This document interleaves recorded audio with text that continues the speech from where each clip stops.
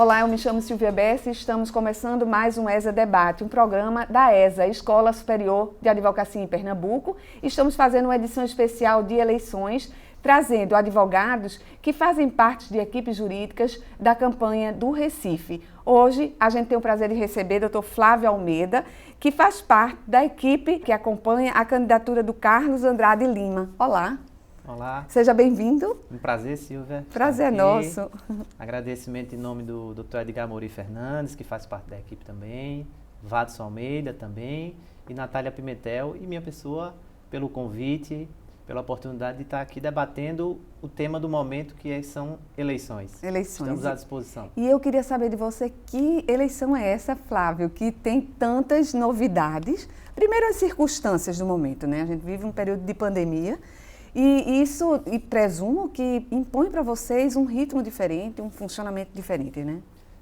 A campanha desse ano, Silvia, ela tem uma configuração completamente distinta do que já se vivenciou.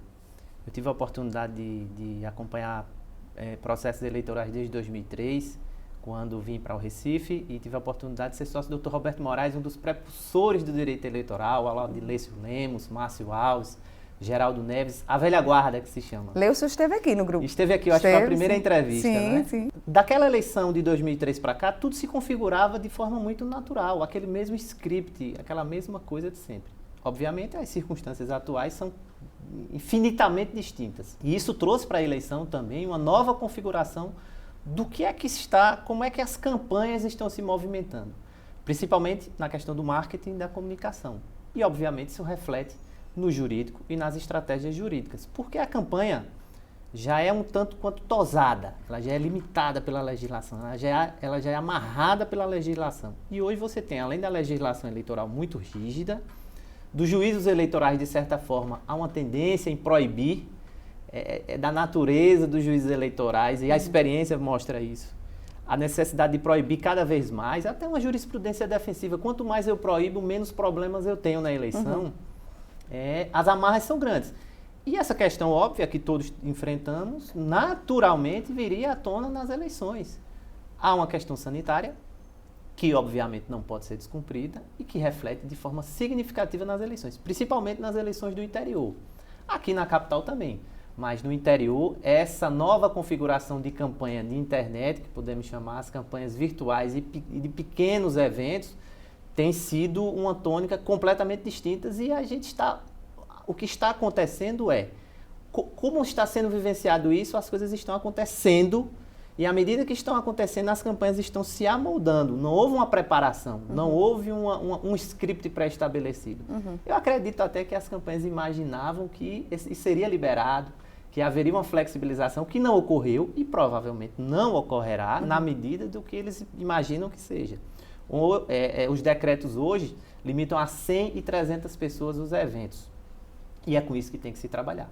Restou basicamente as redes sociais. Isso impacta, você acha, no ritmo da campanha? Muito impacta de forma significativa. Porque o processo eleitoral, ele se traduz muito no corpo a corpo, no dia a dia, nos grandes eventos, naqueles eventos que chamam a atenção, numa carreata grande, com uma pujança de veículos, num evento, num comício que tenha uma representatividade e consiga levar uma quantidade de pessoas para a rua. Isso é muito significativo. Isso se traduz em imagem de campanha, isso se traduz em força de campanha.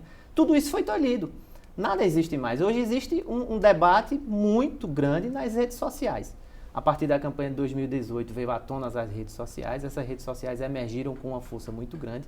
Era natural que elas tomassem um tempo maior da campanha, mas na minha concepção, e não existindo na pandemia, haveria uma similaridade entre a campanha de rua e a campanha virtual. Hoje é um equilíbrio, talvez. Um equilíbrio. A campanha virtual hoje, eu tenho a impressão, não tenho dados, obviamente, mas eu calculo que seja 70% da força hoje de uma campanha virtual. Então, isso é um impacto grandioso na estrutura, na forma de pensar uma campanha e na forma que as campanhas têm que se remoldar a nova estrutura. Então, vamos falar do setor jurídico. O que é que vocês precisaram remoldar para poder lidar com esses 70%, que não é uma realidade que o senhor estava acostumado, por exemplo, que vem de uma escola aí de combativa, mas veio de uma época de campanha que o corpo a corpo era determinante, né?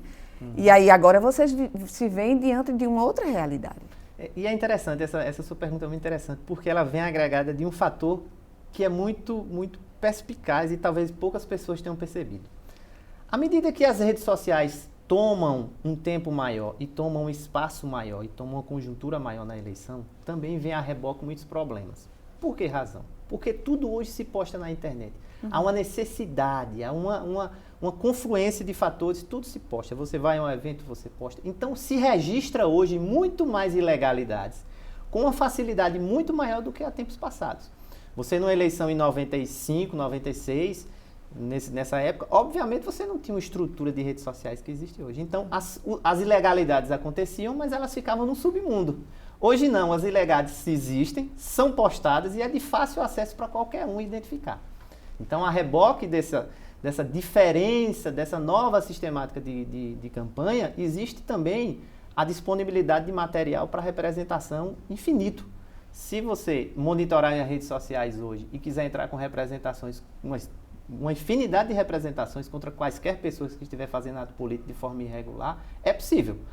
É humanamente impossível você acompanhar a internet, porque o volume de postagens, o volume de mensagens, o volume de pessoas se monitorando e usando as redes sociais é praticamente impossível de monitorar. Vocês hoje têm uma equipe que cuida dessa parte especificamente da internet? O que existe hoje nas estruturas de campanha são a demanda do jurídico, basicamente é uma demanda passiva. À medida que a campanha identifica excessos ou abusos relevantes, porque, como ele disse, o que não tem relevância, um terceiro sem relevância nenhuma, não há nem o menor sentido representá-lo. Mas aqueles abusos relevantes chegam para a campanha, a estrutura jurídica, avalia e entra com as medidas cabíveis. Vocês hoje representam apenas uma candidatura do Recife, que já seria muito claro, porque é majoritária, mas eu queria saber se vocês também representam outras de interior ou em outros estados. Sim, nós estamos hoje com em torno de 3 dezenas de candidaturas no interior. Fora a campanha do Recife. São campanhas, no meu modo de ver, completamente distintas, porque aqui você tem um guia, você tem uma estrutura de campanha mais diferenciada em relação ao interior. O interior hoje sofre muito com o que eu lhe falei, a falta de combatividade e a falta de oportunidade de eventos. E o interior também tem migrado, por necessidade, para essa estrutura de campanha virtual. Mas é muito complexo no interior manter o mesmo raciocínio e as mesmas precauções que existem hoje na capital, na campanha da capital. Com relação à aglomeração? Com relação à aglomeração. A dificuldade é grande porque você tem a ideia e o raciocínio das campanhas passadas. Uma campanha no interior não se faz na internet. Ela se fazia muito mais a campanha de rua, propriamente, do que a campanha de internet. A campanha de internet é um complemento que sempre existiu e vinha tomando seu espaço, mas naquilo que eu lhe falei, numa equidade. Hoje não, a campanha do interior, em muitos municípios, ela se restringiu basicamente à campanha de internet. E talvez seja a grande novidade, porque no caso da capital a gente já está acostumado, ou talvez esperasse que esse fluxo de internet virtual fosse muito maior, mas no interior talvez a gente não observasse ou esperasse. E agora não teve outra opção, né? Nos grandes centros a campanha já tendia para isso, para uma campanha virtual. Até porque a disponibilidade do eleitor da capital é diferenciada na eleição do interior. Você se deslocar numa capital para um comício, quilômetros e quilômetros de distância, era natural que a campanha da capital tendesse para isso. No interior, não. Então, essa é a dificuldade que você tem hoje. E você tem um componente mais complicado ainda, que existe hoje no Poder Judiciário e no próprio Ministério Público, com total boa intenção, a necessidade de frear esses eventos. Então, o que é visto no interior hoje é demandas que reprimem ainda mais a possibilidade de campanha. Para quê? Para que aquilo fique dentro do escopo do decreto do governo do estado que permite atos de forma limitada. Então não é só a lei eleitoral, tem outras leis. Você tem hoje a lei eleitoral que já é restritiva, eu compactuo da tese e da ideia de que as restrições da legislação eleitoral são sobremaneira exageradas. Há um confronto entre a jurisprudência e o TSE e a legislação. Eu identifico muito bem isso. A cada eleição, o TSE lança uma tese restritiva nova. No momento seguinte, pós-eleição, o Congresso tende a alterar a legislação eleitoral, especialmente a 9.504. Claro. Então, esse jogo, TSE restringindo, legislativo alterando a legislação, sempre existiu. E deixa talvez uma inconsistência ou o senhor classifica de uma outra maneira? Eu classifico isso como um cenário ruim. Por quê? A tendência do judiciário é se criar hoje os precedentes. Você tem precedentes, são naturalmente o quê? Os julgamentos passados. Aquele julgamento passado se torna uma coisa cristalizada e ele é repetido até que um fato relevante novo ocorra para que mude aquele entendimento. A partir do instante que você tem alterações sucessivas da legislação, inclusive a última agora em 2019, às vezes pontual, às vezes em coisas insignificantes, mas em pontos importantes, você tem uma reviravolta na jurisprudência. E o TSE tem tido muita dificuldade de se amoldar a essas sucessivas alterações legislativas. De certa forma, e naturalmente, isso causa insegurança também nas campanhas, causa insegurança nos candidatos e requer do operador do direito da seara eleitoral um constante aprofundamento. Sim. Agora eu queria falar de temas polêmicos e que são mais recentes, né? Por exemplo, fundo eleitoral. Como vocês têm lidado com as regras que impõem prestação de conta diferenciada e o que é que você pensa sobre essas limitações impostas pelo fundo eleitoral? O fundo eleitoral, basicamente, obviamente, de campanhas passadas para cá, houve uma migração do sistema privado para o sistema público. É alvo de críticas, é alvo de um debate muito maior e é um debate profundo. Quem tem razão, eu tenderia a dizer que o financiamento público de campanha, embora existam vozes que ecoam no sentido de que é um desperdício de dinheiro público e teríamos que ser mais liberal, é um sistema, por hora, equilibrado. O sistema do financiamento privado já vigiu no Brasil e tivemos problemas com ele. Nós hoje estamos eu acredito, num momento de transição. O financiamento público veio, é criticado, está sendo aplicado há poucas eleições e ainda é um sistema que está sendo maturado. Esse sistema tem um grande problema, tal qual as limitações da Lei 9.504 para propaganda em geral, ele tem um senão de amarras para a prestação de contas, um senão de requisitos, um emaranhado de normas que o TSE emite para que sejam prestadas essas contas. O que é que tem ocorrido e o que é que eu tenho visto? Cada vez mais é a reprovação das contas eleitorais, seja dos partidos, seja dos candidatos. E aí você cria uma dificuldade muito grande, porque quando você tem uma campanha, a exemplo do que acontece aqui, estruturada na capital, nós acompanhamos os gastos e as despesas para e passo com o financeiro. Cada despesa relevante que vai ocorrer é emitido um parecer jurídico, o contador avalia, nós avaliamos a empresa. Óbvio que isso não está disponível para um candidato do interior. Imagina um candidato do município de Ipubi a vereador, ele tem uma estrutura contábil e jurídica para informá-lo como prestar contas? Não. Então, a reboque dessa legislação e a reboque desse sem número de regras que tem que ser seguido na prestação de contas, obviamente, porque nós estamos tratando de recursos públicos e recursos públicos requerem uma fiscalização e assim deve ser, há também um sem número de condicionantes que travam as candidaturas. É normal, é corriqueiro todas as contas serem reprovadas. Eu tive a experiência do próprio partido que eu advogo, de ter uma conta reprovada por causa de R$ 1.500. No cenário de todas as contas englobadas, apenas foi glosado R$ 1.500. Uma questão diminuta, significava 0,0 alguma coisa, mas foi reprovada as contas do partido por isso. Isso já demonstra a dimensão de dificuldade que nós, operadores do direito, e também os candidatos têm na aplicação desses recursos. E fundo eleitoral com cota racial? É um tema bem recente, mas eu não sei qual é a sua opinião a respeito e gostaria de saber. Eu tenho uma opinião um pouco, como é que eu posso falar, contraditória. Você tem ações afirmativas, positivas elas. Nós temos ações afirmativas nas candidaturas femininas. Qual a experiência disso? Tem se mostrado positiva na prática, no dia a dia, principalmente nessas campanhas de interior? A experiência mostra que não.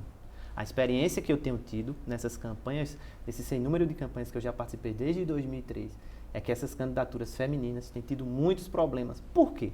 Porque você impõe a candidatura, você requer obrigatoriamente que haja a cota de gênero 70-30 no mínimo. Diversamente. As mulheres no interior, isso não é uma crítica, isso é uma questão social, é uma questão de fomentar no universo feminino a necessidade de participar da política. Eu acho que deveria ocorrer uma conscientização para depois vir a imposição. Não é o que ocorreu. A imposição existe e essa imposição tem levado a candidaturas que não têm expressão nenhuma ou candidaturas muito problemáticas ou, no mais das vezes, como o TSE tem decidido agora, o TSE envereda por uma tese de que as candidaturas femininas que tenham sido identificadas como fictícias ou tenham sido uma burla à legislação eleitoral, faz cair toda a chapa. Imagine que você tenha 25 candidatos e se identifiquem 5 candidaturas naqueles 25 homens e mulheres, 5 delas que foram fictícias ou que foram candidatas por circunstâncias da necessidade. Uma irmã de um vereador que está candidato, um parente próximo, e se identificou. O TSE já chegou e já julgou dessa forma, que cairia a chapa toda. Isso é muito complicado, porque você tem uma imposição, essa imposição da lei reflete nessas circunstâncias, e essas circunstâncias estão levando a terceiros serem prejudicados. É um candidato que nem conhece aquela candidatura. Por que foi candidata, não entende por que foi candidata, não faz parte do mesmo partido político, ele não é obrigado a saber quem é. É prejudicado e perdeu o mandato por isso. Cotas. A cotas é mais polêmico ainda. É benéfico? É um raciocínio lógico? Eu acho que é a tendência. As cotas femininas, as cotas raciais e tantas outras cotas forem criadas. O problema é como você impor uma cota racial às vésperas de um pleito eleitoral por uma decisão unilateral de um ministro, uma decisão louvável, mas o próprio TSE já tinha decidido que essa regra deveria ser aplicada para as eleições de 2022. Haveria um momento de transição e um momento de preparação de todas as agremiações. De repente, o STF, por medida, numa DPF, salvo engano, por decisão monocrática, impõe. Essa imposição, o que eu tenho visto e o que eu tenho escutado de todos os colegas, não é uma imposição salutar.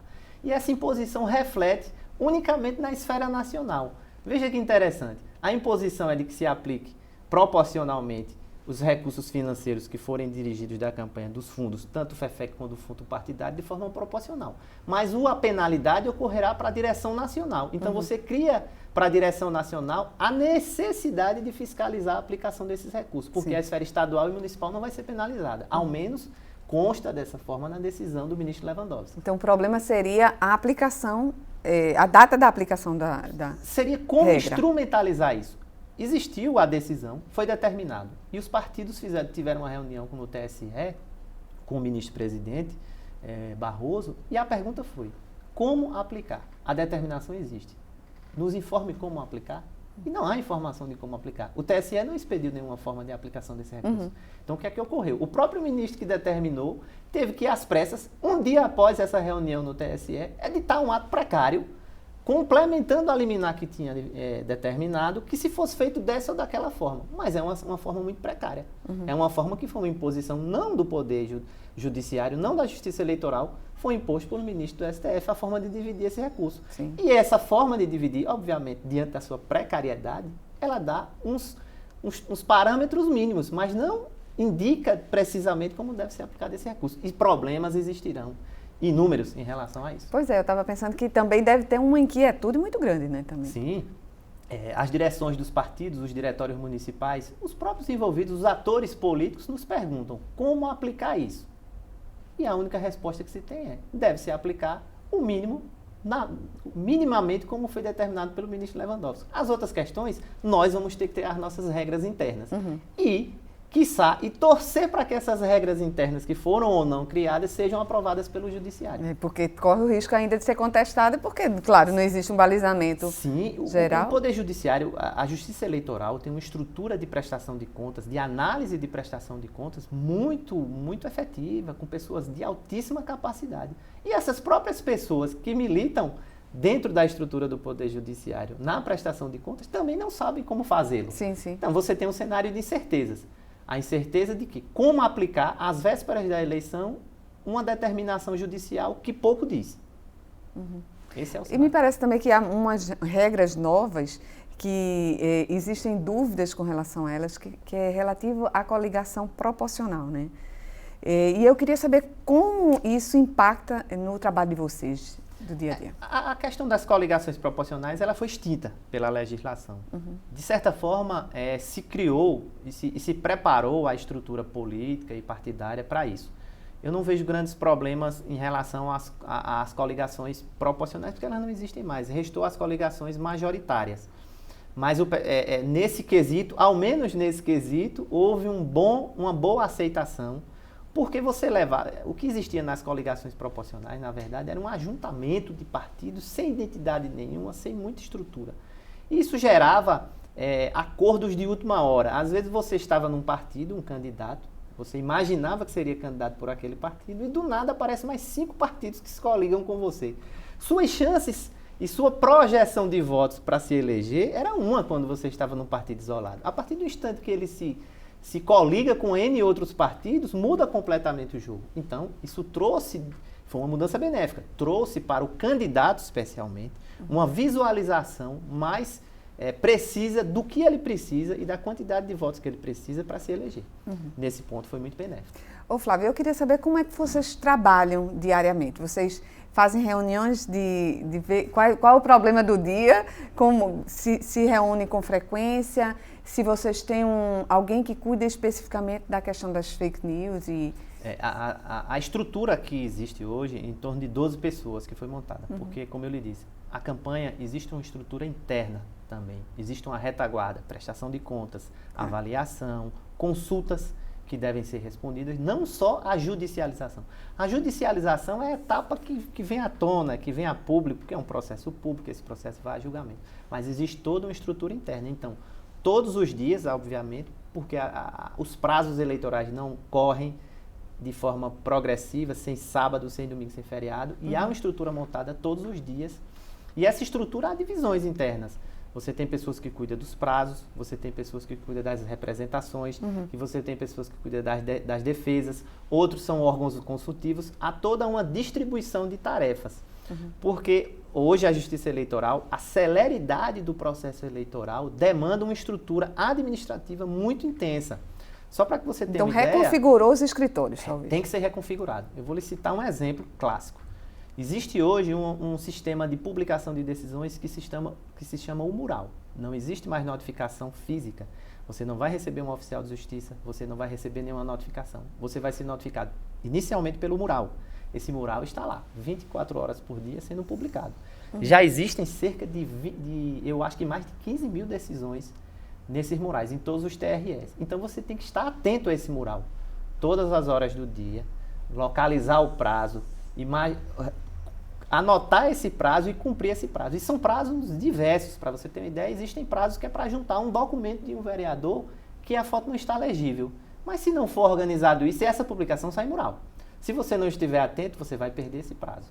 E se perder o prazo, pode prejudicar seu cliente. Reflete na candidatura, pode ser indeferido o registro de candidatura. Fake news. Fake news é um problema que eu já tinha comentado no começo. É muito complicado você acompanhar as fake news. As fake news são um dado da realidade da vida que, como não poderia ser diferente, vieram à tona no processo eleitoral. Salvo engano, no surgimento dessa pandemia de fake news, o ministro Aires Brito fazia parte do STF e tinha um assento no TSE. E eu estava assistindo o julgamento pelo YouTube, alguma rede social dessa, inclusive, e ele dizia... E o grande debate era como controlar as redes sociais, isso no passado remoto. E ele disse, nós queremos controlar o incontrolável. O que está se discutindo aqui é a tentativa de controlar o incontrolável. É impossível você controlar as redes sociais. É impossível você ter um acompanhamento diário que consiga minimamente identificar quaisquer transgressões de 5 a 10% do que ocorre na rede social. É impossível, porque o volume é muito grande.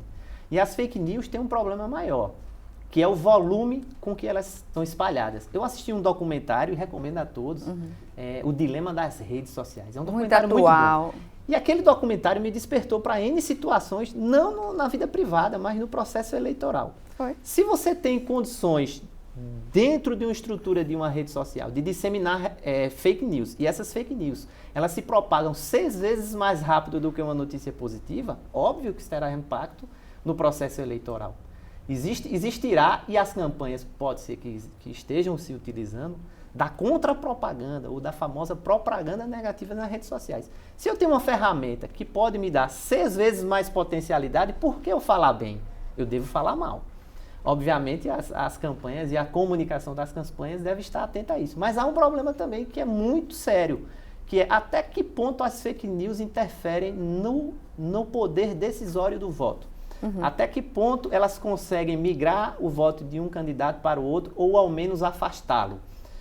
As redes sociais e o documentário deixam bem claro isso. Há uma possibilidade, através de ferramentas, de se moldar o pensamento de uma pessoa. Será que isso não está sendo já usado nas campanhas eleitorais? Qual o impacto disso? A discussão é muito mais profunda do que somente as redes sociais e somente as fake news. A discussão, o debate é mais intenso. É até que ponto a racionalidade humana pode ser afetada e até que ponto esse voto pode ser alterado por meio de redes sociais. E você acredita que é alterado? Eu não acreditava. Depois de assistir o documentário, eu fiquei muito preocupado com o poder que essas redes sociais têm sobre as pessoas. Particularmente, eu não tenho o hábito de postar em redes sociais. Eu não gosto de postar, eu não gosto de comentar em redes sociais pela dubiedade, pelo sem número de nuances, né? De nuances que podem existir. Eu sou mais reservado. Outras pessoas não. Outras pessoas podem estar sendo atingidas de uma forma mais severa do que eu. Outras pessoas podem estar sendo demovidas de sua ideia e naturalmente isso tem impacto na eleição. Claro, então é uma recomendação para que não só os candidatos, como os advogados dos candidatos assistam o documentário, porque podem ter até uma outra visão, né? Com certeza. Esse documentário não é um documentário da vida privada, ele é um documentário sim, que se irradia por qualquer contexto de rede social. Sim. E eu queria saber também com relação ao dia a dia de vocês, se você acha que de alguma forma a judicialização vai aumentar ou reduzir por causa da pandemia? 2 cenários. Eu imaginei que sim. Eu imaginei que as redes sociais, a degladiação, o confronto aberto que existe nas redes sociais trariam mais judicialização. Por incrível que pareça, eu não tenho notado isso, principalmente na campanha que nós advogamos. É uma campanha propositiva, ela não se destina a atacar, naturalmente. Enquanto não se ataca, não recebe ataques. A campanha tendo um mote, um motivo de mostrar as qualidades de um candidato, ela naturalmente passa ao largo de toda essa judicialização. Eu não sei como está o debate nas outras campanhas. Tenho visto alguns ataques e quero crer que esses ataques estão sendo naturalmente judicializados. Do ponto de vista da campanha do candidato que eu assessoro, não. Por quê? Porque a campanha é propositiva, é uma campanha para frente, é olhando o futuro, é tentando passar uma mensagem positiva. Então essa judicialização, ao menos no particular que eu advogo, não está ocorrendo. Agora a gente está começando ainda a propaganda eleitoral, né? Daqui a uns dias deve esquentar e aí pode ser que mude o cenário. É porque a propaganda eleitoral vai muito do cenário das posições dos players no jogo. Aquele que está em primeiro lugar, aquele que está em segundo e em terceiro. Isso interfere muito nos ataques. Existe e é sabido de que existem estratégias jurídicas para frear candidaturas, a tentativa ao menos de frear candidaturas que estejam despontando. Como o cenário é um cenário de muitos candidatos no Recife, pulverizou muito, mas quando você tem uma candidatura polarizada, acontece muito mais isso. Você trabalha para um candidato, daqui no caso do Recife, para um candidato que me parece que é advogado também, não é isso? Isso torna mais fácil o dia a dia ou não? Torna. Carlos é um colega de profissão, muito capacitado, bem sucedido em sua área de atuação. Obviamente não atua na área eleitoral, mas o diálogo fica muito mais tranquilo. A percepção das consequências, a percepção daquilo que pode ser feito e a percepção de uma campanha mais engajada e mais propositiva está fixada. O debate é proposição, questões positivas. Não haverá ataque e não haverá produção de conteúdo negativo. A gente já está terminando a entrevista, Flávio, e você falou de um ponto que me interessa bastante, é a questão da emoção. Aí eu lhe pergunto, você se envolve de alguma forma com a campanha do seu candidato, eu digo emocionalmente?